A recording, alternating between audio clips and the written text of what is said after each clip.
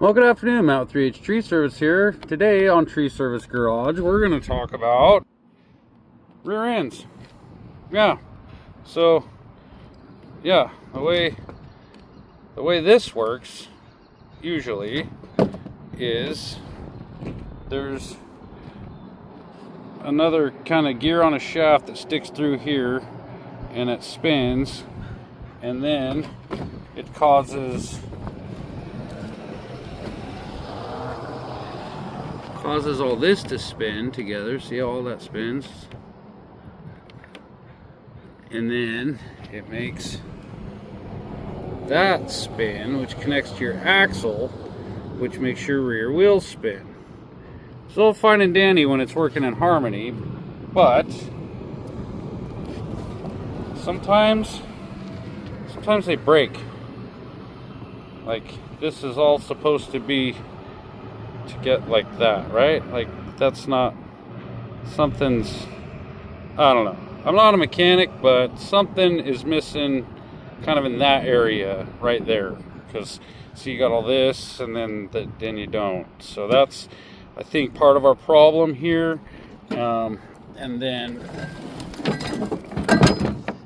this is another, ow, I'm bleeding. Another part of our rear end, and let's see, it's mostly okay except for this part here where there's chunks of metal that don't exist anymore. This thing here was ABS deal, and so every time one of those spokes would come past the sensor, it would tell you that the ABS was working, or it would help with the braking. I don't know how that thing worked. If you know, let me know. But these things are pretty hard to find, I think, now, and don't know if we're going to be able to put that back in, just because I don't know if we can find one. So and then again in here, some of this was, it's really heavy too. I can't stress that enough. This thing is really heavy. So right here, most of this was okay except for this part and that and that. So there's a few little dings in there that aren't good. I am suspecting, I believe this face here bolted on to this face here, and these bolts broke. All, see them, they broke off, and then they all ended up inside there getting munched up, and there's just not a whole lot of room in the housing for all that stuff. So made quite a noise, and lost all kinds of power, lost all power really, like because it won't turn, right? Nothing's gonna engage, it won't lock up, so it could just spin and spin and spin, and you're not getting any power to the wheels. So that's what we did here.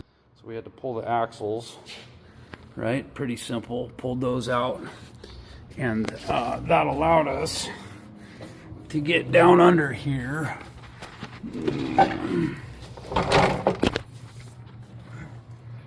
and get that rear end out, right? So that one thing was called the ring, and this is called the pinion, and actually it doesn't look that bad.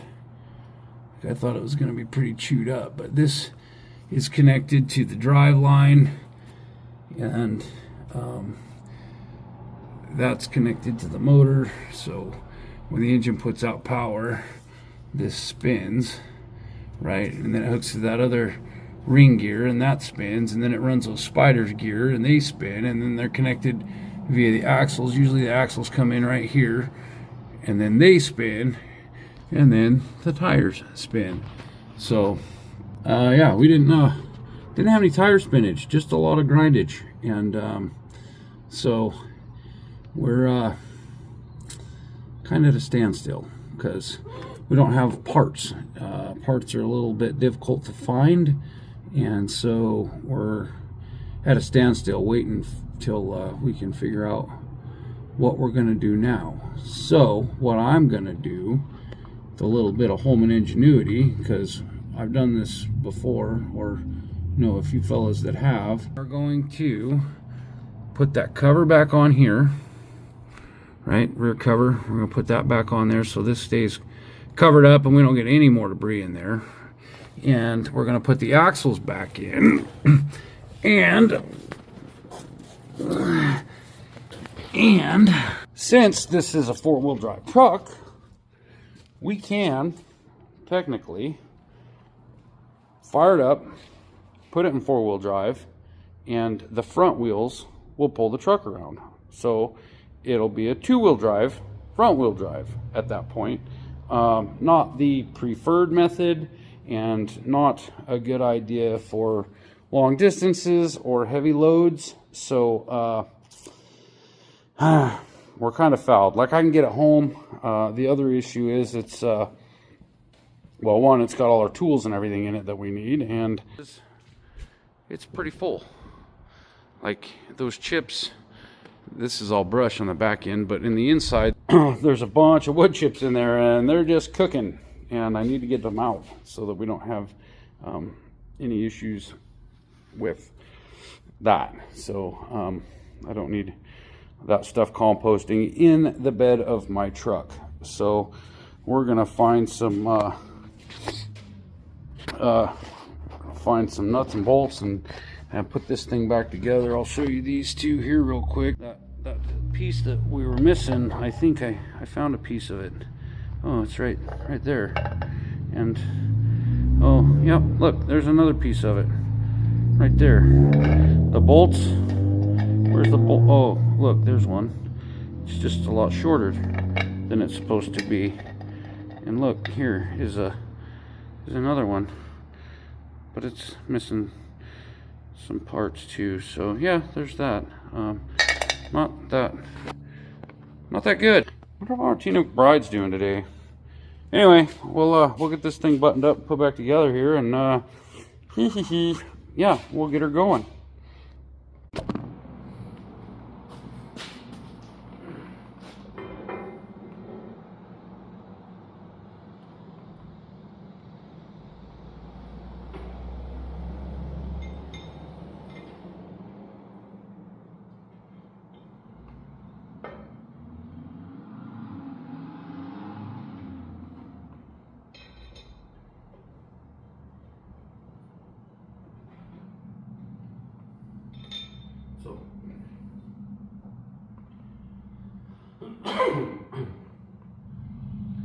Pretty grateful to Tony for having this shop. Tony Holman Logging owns this building. He's been pretty instrumental. He's my cousin, but he's been pretty instrumental to the tree service up and going. And I really appreciate him having this shop here and letting us do this. You know, I could put this in here and shut the door and not have to worry about riff-raff messing with our stuff. But they do a lot of work in here too. I mean, he's got tons of trucks and a lot of equipment, and so he needs to use this probably Monday. They need to use this for something. So I feel like I'm obligated to get this out of here so that they can have something, be able to use this bay on Monday. So that's kind of the rush.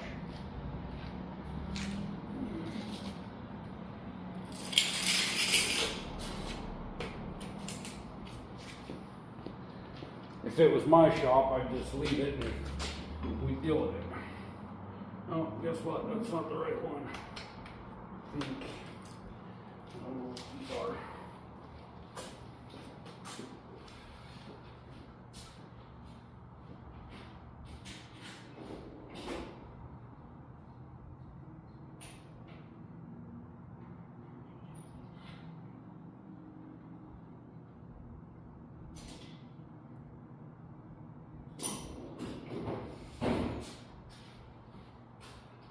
Honestly, they're 9/16. They're not very big.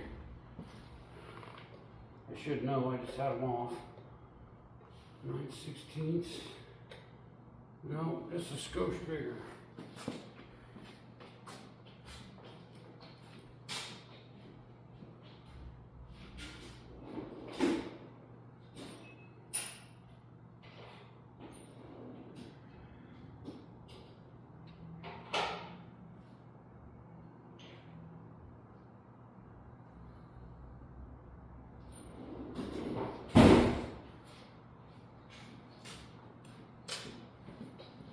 We'll go one more here. We'll do a,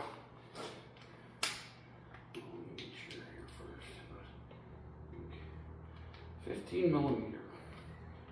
So you would think Ford, being American made, would be standard on all their stuff, but if you've dealt with Ford very much, you know a lot of their stuff is metric.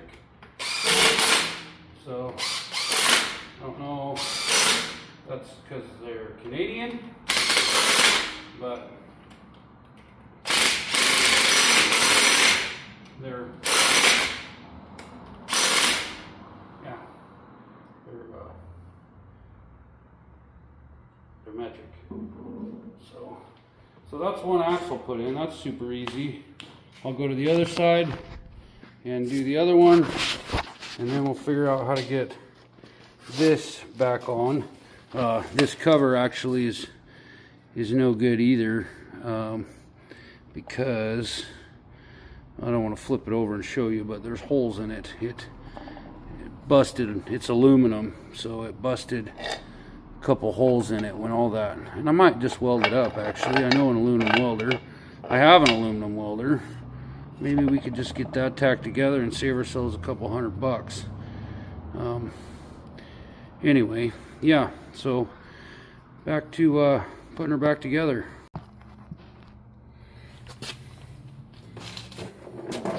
It'll be the same deal on this here. The first time I ever saw this done, this whole put it in 2-wheel or 4-wheel drive and drive it around on the front. Tony's brother, actually, Eric, who's been passed for a while. I think he died in 2005. He was a fisherman and a logger as well, and a pretty great rigging hand. Just a real hard worker, but he had an old like highboy truck at his house, and he was he didn't have a rear end in it for a long time and drove it around in 4-wheel drive with the front pulling it around. Again, it's not like ideal. I wouldn't recommend doing it for very long. Like, so our job on Monday, we got 3 jobs actually, and they're in Coquille, and I don't think I would take this all the way to Coquille, especially not pulling a chipper with the front tires pulling it. But you know, our garage is only like where we have the rest of our tree service stuff is only a few miles away. So I'll drive it up there. I'll be able to dump the truck, and then all of our tools and stuff will be up there too. So that's the other part that matters, is this truck has everything in it, like all our saws and all our climbing gear and everything. So it just makes sense to have it up there where we're gonna pow out together tomorrow morning.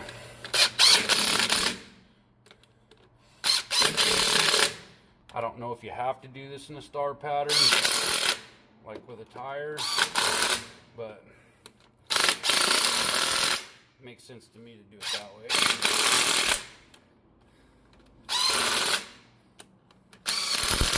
Kind of get even pressure all the way around.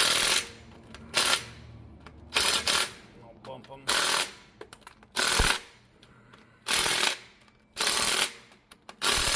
It's not a super stout gun either, but it's enough, better than cranking it all with a ratchet. So there's the second axle in, and then I'm gonna crawl under there and figure out how to get that